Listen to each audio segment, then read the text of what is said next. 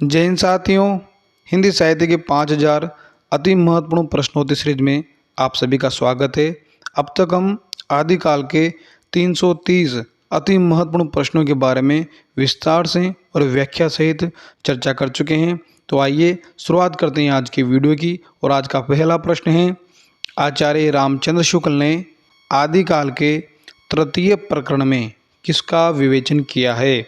Option A भक्ति काल का, रीति काल का, वीर गाथा काल का या आधुनिक काल का। तो बात करें इसके आंसर की तो उसका आंसर है वीर गाथा काल का। आचार्य रामचंद्र शुक्ल ने आदिकाल के तृतीय प्रकरण में वीर गाथा काल या वीर गाथा काव्य का विवेचन किया है। वीर गाथा काव्य का विवेचन किया है।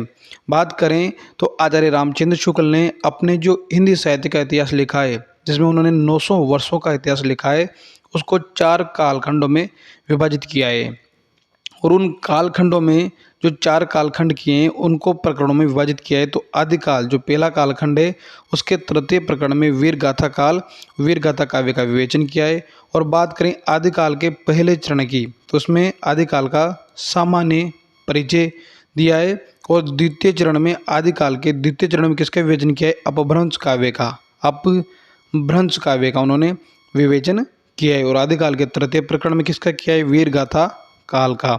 अगला प्रश्न, हिंदी साहित्य के इतिहास का वह प्रमुख ग्रंथ जो अभी तक अधूरा है। ऑप्शन ए हिंदी साहित्य का आलोचनात्मक इतिहास, हिंदी साहित्य का दूसरा इतिहास, हिंदी साहित्य का समीक्षात्मक इतिहास या हिंदी साहित्य का आधा इतिहास। तो हिंदी साहित्य का वह प्रमुख ग्रंथ जो अभी तक अधूरा है वह है हिंदी साहित्य का आलोचनात्मक इतिहास, जो कि उन्होंने लिखा है डॉक्टर राम कुमार वर्मा ने। डॉक्टर राम कुमार वर्मा ने हिंदी साहित्य का आलोचनात्मक इतिहास नाम से जो ग्रंथ लिखा है वह अभी तक अधूरा है। इसमें भक्ति काल तक का ही वर्णन है, भक्ति काल तक का ही वर्णन है, इसमें भक्ति काल तक का ही वर्णन है। और बात करें तो हिंदी साहित्य का आलोचनात्मक इतिहास में 693 ईस्वी से 1693 ईस्वी तक की जो कालावधि है वो कालावधि का ही वर्णन किया है। इसलिए बात करें हिंदी साहित्य का वो ग्रंथ जो अभी तक अधूरा है वह है हिंदी साहित्य का आलोचनात्मक इतिहास, जिसके लेखक डॉक्टर राम कुमार वर्मा हैं। बात करें हिंदी साहित्य का दूसरा इतिहास तो इसके लेखक कौन है? बच्चन सिंह। कौन लेखक है? बच्चन सिंह। किसके? हिंदी साहित्य का दूसरा इतिहास के बच्चन सिंह। हिंदी साहित्य का समीक्षात्मक इतिहास के लेखक हैं प्रोफेसर वासुदेव सिंह। प्रोफेसर वासुदेव सिंह किसके लेखक हैं? हिंदी साहित्य के समीक्षात्मक इतिहास के। और हिंदी साहित्य का आधा इतिहास के लेखिकाएँ सुमन राजे। सुमन राजे, इन्होंने हिंदी साहित्य का आधा इतिहास लिखा है। अगला प्रश्न, आचार्य रामचंद्र शुक्ल के इतिहास की रिक्तियों को भरते हुए उनमें सुधार कर नए तथ्य उजागर करने वाले पहले विद्वान कौन थे? आचार्य रामचंद्र शुक्ल ने जो इतिहास लिखा 1929 में और जिसका दूसरा प्रकाशन हुआ था 1940 ईस्वी में संशोधन के साथ, उसमें सुधार कर नए तथ्य उजागर करने वाले पहले विद्वान कौन थे? तो ऑप्शन है प्रेमदास, राम प्रसाद द्विवेदी, हजारी प्रसाद द्विवेदी या बाबू गुलाब राय।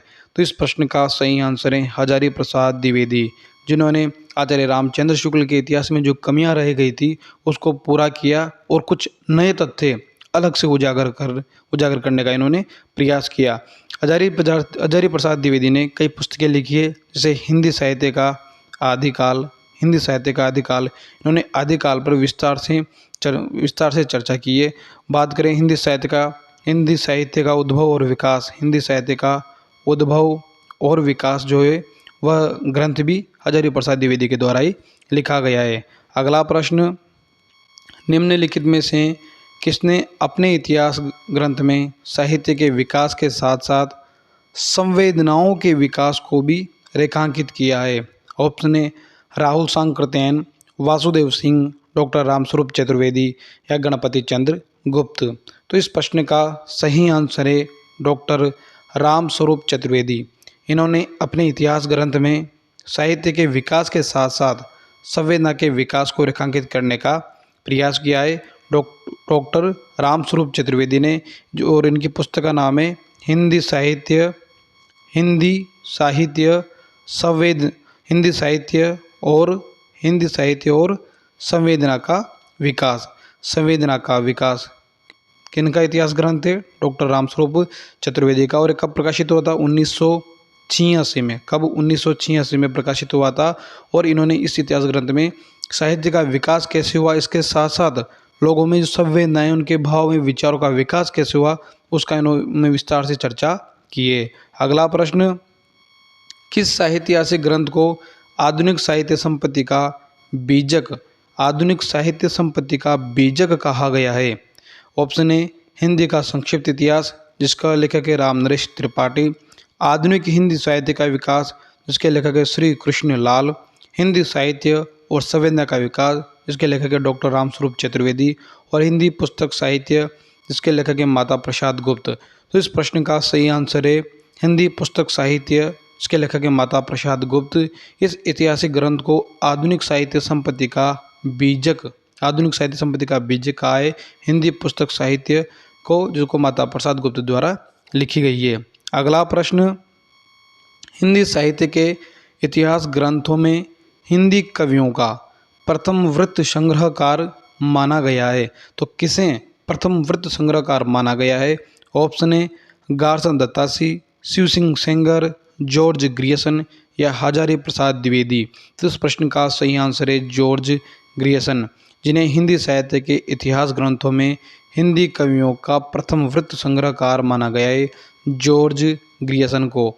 इनकी पुस्तक 1888 में सबके सामने आई और इसका नाम क्या है? The modern vernacular literature of Hindustan और हिंदुस्तान, ये इनकी पुस्तक का नाम है जॉर्ज ग्रियर्सन की। अगला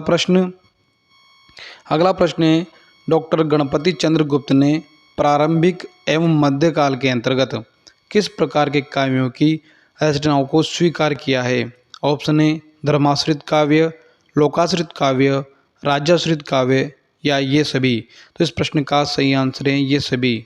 डॉक्टर गणपति चंद्र गुप्त ने जो इतिहास लिखा है उसमें प्रारंभिक और जो मध्यकाल है उसके अंतर्गत धर्म के पर आश्रित जो कविताएं, काव्य लिखा, लोक आश्रित लिखा और राज्य आश्रित लिखा, इन तीनों को ही सम्मिलित किया है प्रारंभिक और मध्यकाल के अंतर्गत की काव्य की रचनाओं में डॉक्टर गणपति चंद्र गुप्त ने। अगला प्रश्न, सुमेलित कीजिए। एक तरफ दी गई ये रचनाएं, दूसरी तरफ उनके रचनाकार, इनको सुमेलित करना है। तो पहले ही रीति काव्य की भूमिका, इसके लेखक हैं डॉक्टर नगेंद्र। रीति काव्य की भूमिका ग्रंथ किन्होंने लिखा है? डॉक्टर नगेंद्र ने। हिंदी साहित्य का अतीत, इसके लेखक हैं विश्वनाथ प्रसाद मिश्र। हिंदी साहित्य का अतीत विश्वनाथ प्रसाद मिश्र। उत्तरी भारत की संत परंपरा, इसके लेखक हैं परशुराम चतुर्वेदी। और राजस्थानी भाषा और साहित्य के लेखक हैं डॉक्टर मोतीलाल मिनारिया। तो बात करें रीति काव्य की भूमिका डॉक्टर नगेंद्र, हिंदी साहित्य का अतीत परशुराम चतुर्वेदी और उत्तरी भारत की संत परंपरा मतलब हिंदी साहित्य का अतीत विश्वनाथ प्रसाद मिश्र, उत्तरी भारत की संत परंपरा परशुराम चतुर्वेदी और राजस्थानी भाषा और साहित्य डॉक्टर मोतीलाल मिनारिया। अगला प्रश्न, कालिदास की मेघदूत की परंपरा में 216 छंदों में, कितने छंदों में? 216 छंदों में रचित ये गलत हो गया। 216 छंदों में रचित विजयनगर की रमणिका खंबात गए पति के विरह में व्याकुलता का वर्णन किस ग्रंथ में है? ऑप्शन ए जयम मयंक जस चंद्रिका में, जयचंद प्रकाश में, रणमल छंद में या संदेश राशक में। तो इस प्रश्न का सही आंसर है संदेश राशक में। कालिदास की मेघदूत की परंपरा में 216 छंदों में संदेश राशक में विजयनगर की रमणिका अपने पति के विरह में जो व्याकुलता है उसका वर्णन संदेश राशक ग्रंथ में किया है। कितने छंदों में? 216 छंदों में। और संदेश राशक के लेखक कौन है? अब्दुर रहमान किसके लेखक? संदेश राशक के। अगला प्रश्न, प्रथम शिलांकित एवं प्रथम गद्य पद्य मिश्रित चंपू काव्य किसे कहते हैं? जिसमें रचनाएं गद्य पद्य दोनों मिश्रित हो वह चंपू काव्य कहलाता है। तो प्रथम शिलांकित व गद्य पद्य मिश्रित यानी कि जो चंपू काव्य कौन सा है? जिसमें 7 बोलियों में किसी राजा के अंतपुर में रहने वाली विभिन्न प्रदेशों की रानियों का वर्णन है। ऑप्शन ए राउलवेल में, वसंत विलास में, प्राकृत पेंगलम में या उक्ति व्यक्ति प्रकरण में? तो इस प्रश्न का सही आंसर है राउल वेल में। राउल वेल में जो पहली रचना है, इसमें प्रथम शिलांकित रचना है एक तो राउल वेल, और ये चंपू काव्य में लिखी गई है और इसमें 7 बोलियों में किसी राजा के अंतपुर में रहने वाले विभिन्न प्रदेशों की रानियों का वर्णन है। और इन 7 बोलियों में प्रधानता किसकी है? राजस्थानी की, राजस्थानी बोली की इसमें प्रधानता है। और राउल वेल को किन्होंने लिखा? रोड़ा कवि ने, रोड़ा कवि ने लिखा। और बात करें प्राकृत पेंगलम किन्होंने लिखा? लक्ष्मीधर ने, लक्ष्मीधर ने। और उक्ति व्यक्ति प्रकरण पंडित दामोदर दास शर्मा, पंडित दामोदर दास शर्मा ने क्या लिखा? उक्ति व्यक्ति प्रकरण। अगला प्रश्न, हिंदी साहित्य का इतिहास के काल विभाजन का सर्व प्रमुख आधार है? ऑप्शन ए काव्यगत जनजीवन, प्रवृत्ति विशेष का प्रेरणा स्रोत, ग्रंथों की संख्या या कवियों की संख्या? इस प्रश्न का सही आंसर है प्रवृत्ति विशेष का प्रेरणा स्रोत। हिंदी साहित्य का इतिहास में जो काल विभाजन किया जाता है उसका सबसे प्रमुख जो आधार है वह है प्रवृत्ति। उस समय की, उस काल की विशेष प्रवृत्ति क्या रही, वहाँ उस लोगों की क्या रुचियाँ रही, किस प्रकार का साहित्य लिखा गया, वो उस काल का काल विभाजन का प्रमुख आधार माना जाता है, प्रवृत्ति विशेष का प्रेरणा स्रोत। अगला प्रश्न, मिस्र बंधुओं द्वारा किए गए काल विभाजन के अंतर्गत अज्ञात काल का उल्लेख है। इसमें किसका वर्णन है? चंद पूर्व हिंदी का विवरण है, ऋद्धिकालीन कवियों का विवरण है, या उन कवियों का विवरण है जिनका निश्चित समय ज्ञात नहीं है, या उन रचनाओं का विवरण है जिनके रचनाकारों का पता नहीं है? तो इस प्रश्न का सही आंसर है अज्ञात काल के अंतर्गत उन कवियों का विवरण है जिनका निश्चित समय ज्ञात नहीं है, इसलिए मिस्र बंधुओं ने उस काल के कवियों के लिए अज्ञात काल का नाम दिया है। अगला प्रश्न, निम्न में से हिंदी साहित्य का इतिहास लेखन कार्य से संबंध लेखकों का सही अनुक्रम कौन सा है? हिंदी साहित्य का इतिहास लिखने वाले ये लेखक हैं, इनसे एक सही क्रम से जमाना है, सबसे पहले किसने लिखा, फिर किसने लिखा, उनके बाद किसने लिखा? तो बात करें, पहला ऑप्शन है सबसे पहले मिस्र बंधु, जॉर्ज ग्रियर्सन, शिव सिंह सेंगर या गारसा दत्तासी ने, या Garcin de Tassy, Shiv Singh Sengar, George Grierson या मिस्र बंधु ने। तीसरा ऑप्शन है जॉर्ज ग्रियर्सन, मिस्र बंधु, शिव सिंह सेंगर या गारसा दत्तासी ने, या फिर शिव सिंह सेंगर, जॉर्ज ग्रियर्सन, मिस्र बंधु या गारसा दत्तासी ने। तो इस प्रश्न का सही आंसर है गारसा दत्तासी, फिर शिव सिंह सेंगर, फिर जॉर्ज ग्रियर्सन और अंत में मिस्र बंधु ने लिखा। गारसा दत्तासी ने सबसे पहले हिंदी साहित्य का इतिहास लिखने का प्रयास किया, कब? 1839 ईस्वी में। और दूसरा इनका जो 2 भागों में प्रकाशित हुआ था इनका ग्रंथ, तो पहला तो 1839 में, दूसरा 1847 में इसका प्रकाशन हुआ था। शिव सिंह सेंगर के ग्रंथ का प्रकाशन 1883 में हुआ, जॉर्ज ग्रियर्सन के 1888 में हुआ, और मिस्र बंधुओं का जो मिस्र बंधुओं ने मिस्र बंधु विनोद लिखा वह 4 भागों में प्रकाशित हुआ। प्रथम 3 भाग तो कब हो गए? 1913 में प्रकाशित हुए, 1913 में। और चौथा कब हुआ? 1934 में, 1934 में चौथा भाग प्रकाशित हुआ।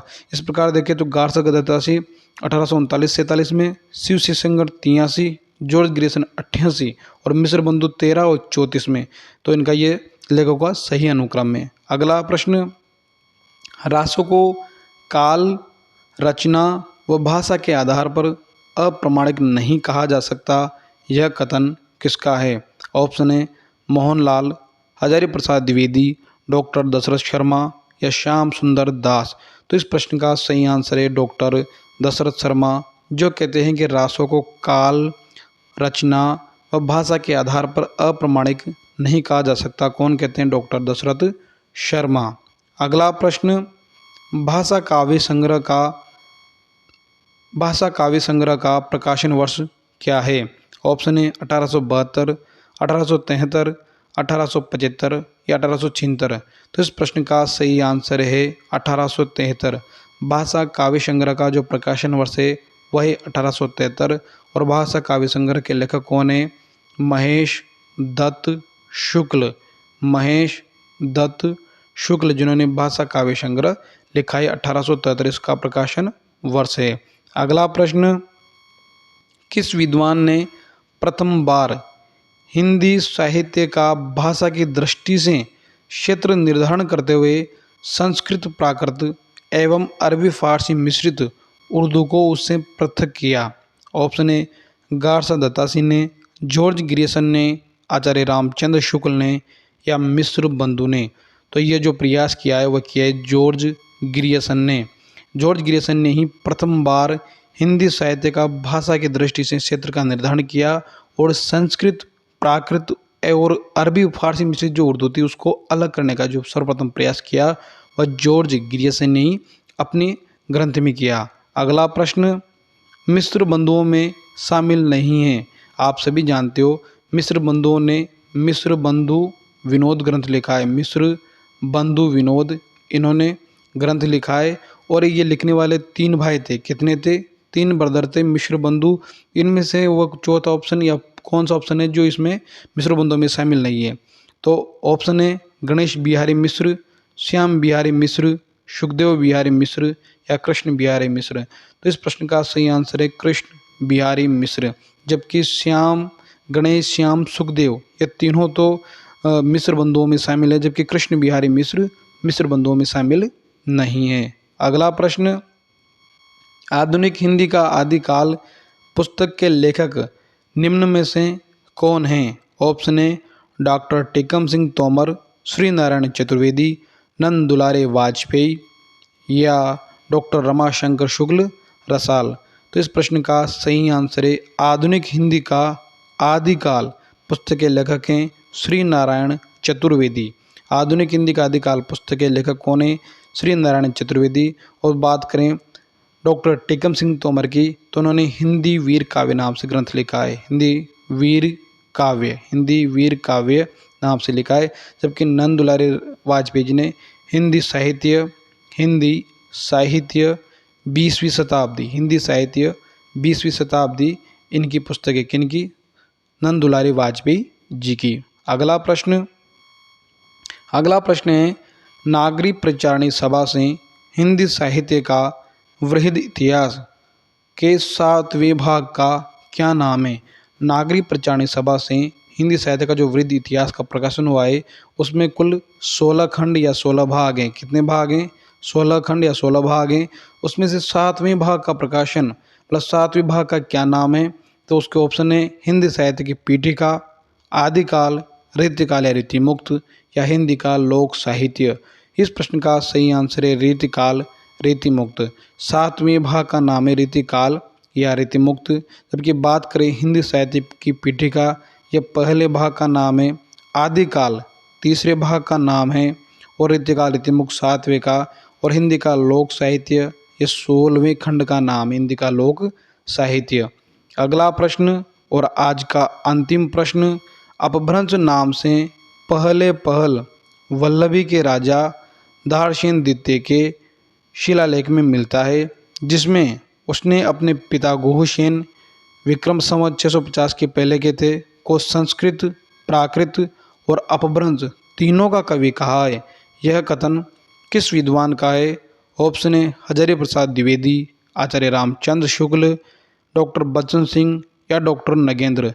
तो इस प्रश्न का सही आंसर है आचार्य रामचंद्र शुक्ल, जिन्होंने कहा कि अपभ्रंश नाम का पहल प्रयोग वल्लभी के राजा थे दारसेन द्वितीय के शिलालेख में मिलता है, जिसमें कि वर्णन है कि उसके पिता गुहसेन 3 भाषाओं के कवि थे, वो थी संस्कृत, प्राकृत और अपभ्रंश। तो ये कथन किसका है? आचार्य रामचंद्र शुक्ल का। आज के लिए इतना ही, धन्यवाद। वीडियो को लाइक, शेयर और कमेंट जरूर करें, चैनल को सब्सक्राइब कर लें और टेलीग्राम चैनल को भी ज्वाइन कर लें। धन्यवाद।